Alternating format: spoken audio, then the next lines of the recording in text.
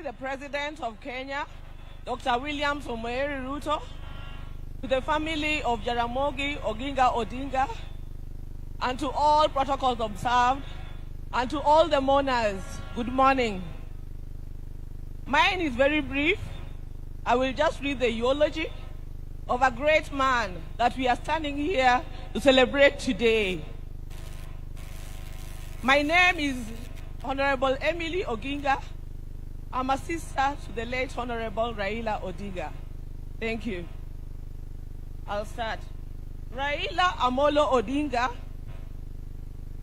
is truly a once-in-a-generation leader, a man whose ideals transcended politics and whose legacy will shape Kenya's destiny for generations to come. They are the timeless words of President William Ruto while announcing the passing on of the former Premier on October 15, 2025. This is the man we mourn today.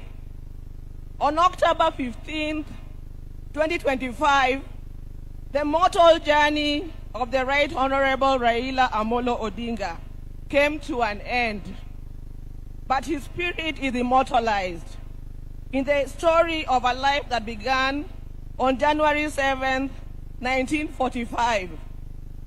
For 80 years, he embodied resilience, boundless optimism, ventured into new frontiers and imagined new horizons, all in steadfast love for country. He was a leader who never wavered in his belief in the good of his people. Raila Odinga lived a life of purpose. He chose to fly high, urged the nation to dare, and challenged Africa to fight for its place in the world that retraced the dreams of the continent's founders. Over the past 3 days, we have witnessed an outpouring of emotions of a nation gripped in grief. Africa has grieved for him. Indeed, the world has grieved for him. A nation and a world struggling with the question, did we really know him? Is fighting to find hope in his enduring legacy. Raila Odinga may not have been there to fight the country's war for independence, but he bows out as an undisputed leader of the national rebirth of the Kenyan nation. He easily became the bridge between our generation and that of his father, the late Jaramogi Oginga Odinga, who fought for our country's independence from colonialism. He learned at the feet of Kenya and Africa's most revered leaders. He witnessed the liberation ideals and struggles of Pan-African heroes, including his father Jaramogi, Jomo Kenyatta, Julius Nyerere, Kwame Nkrumah, Gamal Abdel Nasser, and Kenneth Kaunda, among others. He followed and internalized Nelson Mandela's struggles and agreed with his philosophy that courage was not the absence of fear, but the triumph over it, that the brave man is not he who does not feel afraid, but he who conquers that fear. Raila conquered fear and mastered courage. Possibility of death in pursuit of an ideal was not a reason for Raila to retreat, for he also internalized William Shakespeare's words that cowards die many times before their death, and the valiant never taste of death but once.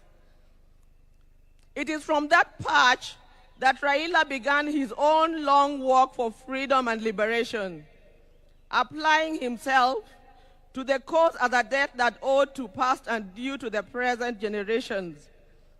Many times, he appeared to be on a cause much larger than himself, a mission almost impossible, but seemed to be the way he loved it, and he gave his life to it.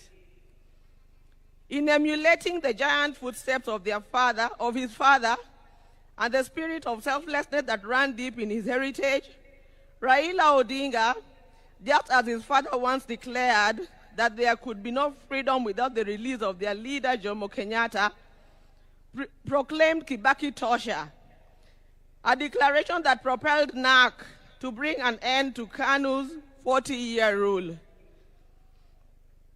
This defining act was emblematic of the man himself. Raila Odinga was Raila Odinga. He never cared what others thought about him or his actions.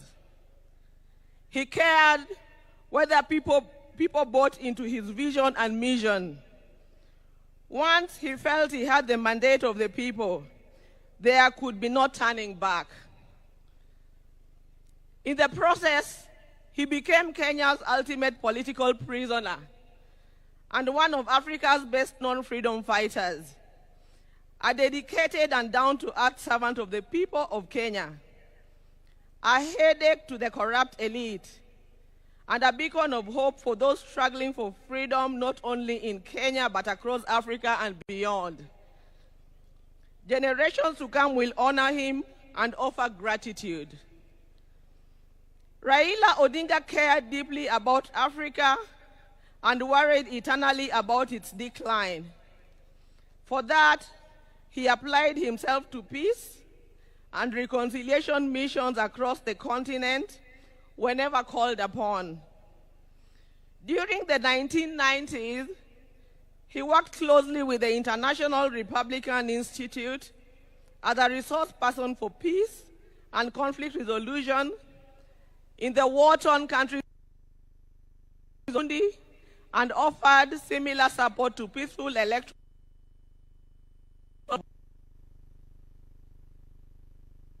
The forces and issues behind him. The highest executive position he ever rose to was that of the Prime Minister of the Republic of Kenya. Following the signing of a National Accord and Reconciliation Act of 2008, which created the office to facilitate power sharing after the controversial 2007 elections. Earlier, he had served as a member of parliament for Lang'ata constituency within the city of Nairobi from 1992. However, the hallmark of Raila's life and career was not in executive mansions and offices. It was in the struggle for freedom and democracy in Kenya and across Africa. Many times telling the continent's dictators to set their people free. It earned him outright enemies, cynical friends and admirers in Africa and beyond. It is this record that saw him appointed as Special Peace Envoy of the African Union in February 2011, following the post-election crisis in Côte d'Ivoire. He juggled politics, entrepreneurship, and scholarship with ease.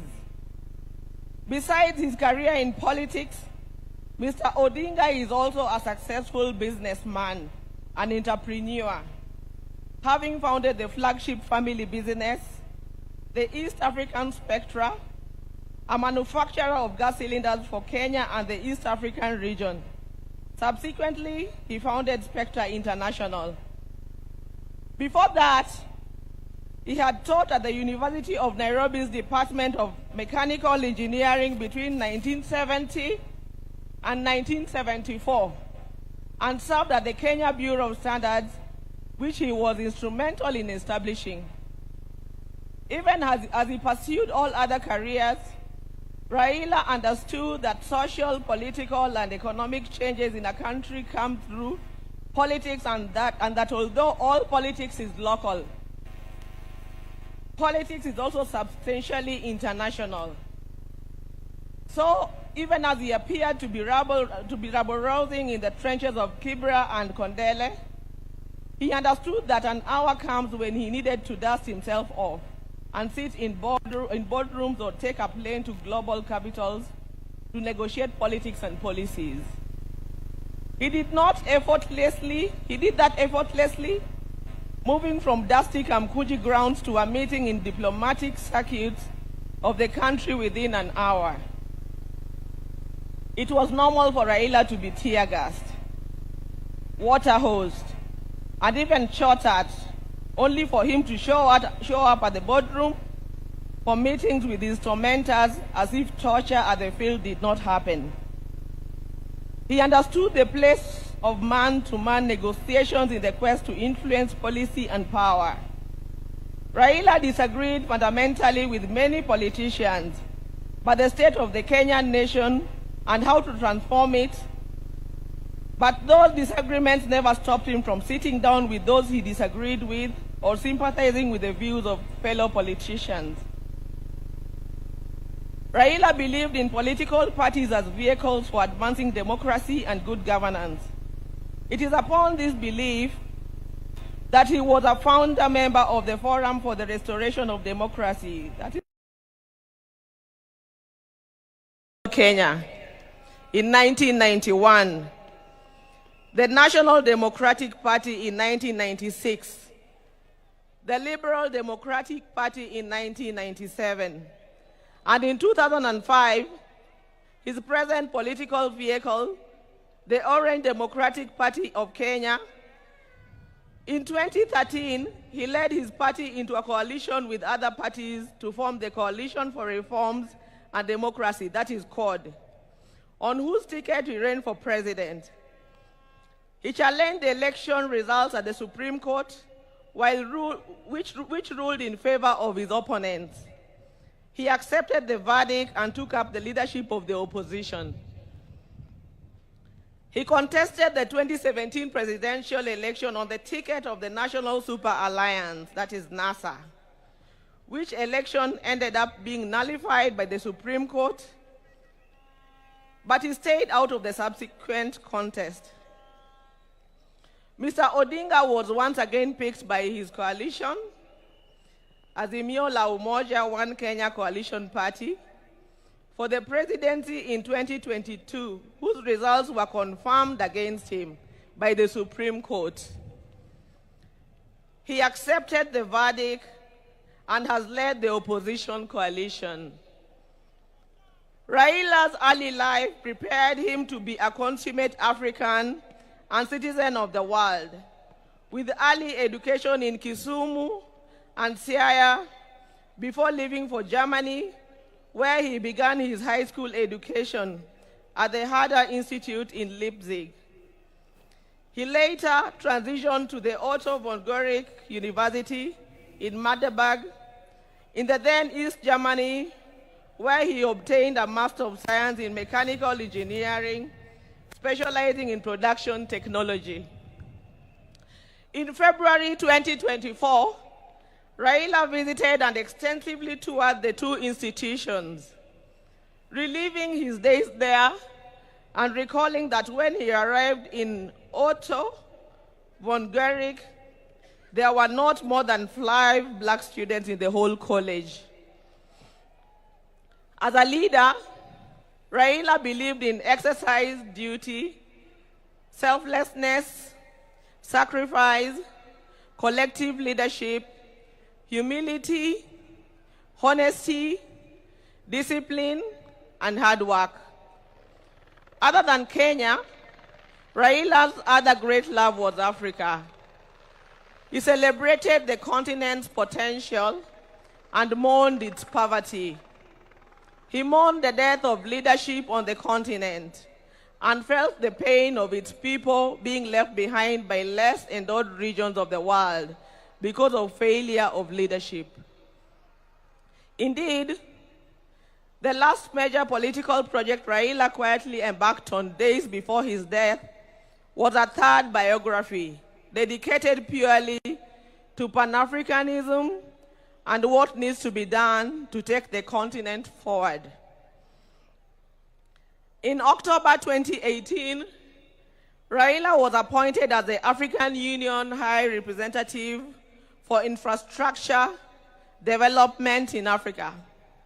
He moved into the position with the swiftness and certainty of fish in water. He named the continental highway network corridors, railways, and airports as if they were here in Kenya. He was at ease with Africa's trade deficit figures in comparison to other parts of the world. In politics, Raila communicated the importance of reconciliation, forgiveness, and putting country over self. He forgave his jailers and worked with them to move the country forward. He emphasized that building a progressive country demanded that leaders rise above anger and the desire for revenge. He also believed strongly that the preservation of a nation requires the triumph of pragmatism over ideology. That when the nation is under extreme threat, leaders must embrace extreme compromise. He believed power was not an end, but a means to an end, and it should be used towards the desired end. He believed power should be used to ensure the existence of the nation, not the demise of the nation. He wanted power to be used to ensure progress, prosperity, and peace of any among nations, and not for any causes that would yield contrary outcomes. We will cherish Raila in the heart of our nation, and I believe in the heart of many African nations. Thank you. Long live Raila.